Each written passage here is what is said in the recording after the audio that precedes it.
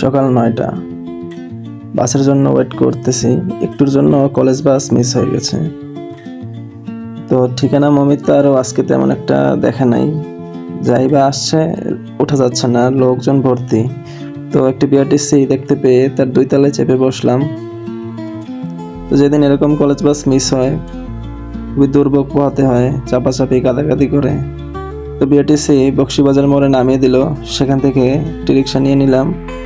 রিক্সাওয়ালা মামা প্রায় জ্বরের বেগে রিক্সা চালাতেছিল। দেন কলেজের সামনে এসে ক্যাম্পাসে প্রবেশ করে মনটা বেশ ফুরফুরে হয়ে গেল। দেখলাম বেশ শুনশান, লোকজন নাই।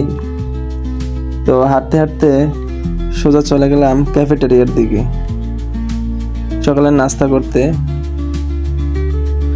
ক্যাফে মোটামুটি ফাঁকাই ছিল। দেন ডিম খিচুড়ি নিয়ে নিলাম। দেন এটা দিয়ে নাস্তা সেরে ডিপার্টমেন্টের দিকে চলে আসলাম। সিঁড়ি বেয়ে উঠতে উঠতে ম্যামের গলার সাউন্ড পাচ্ছিলাম। তিনি অলরেডি ক্লাস শুরু করে দিয়েছেন। আমি কিছুটা লেট হয়ে গিয়েছি।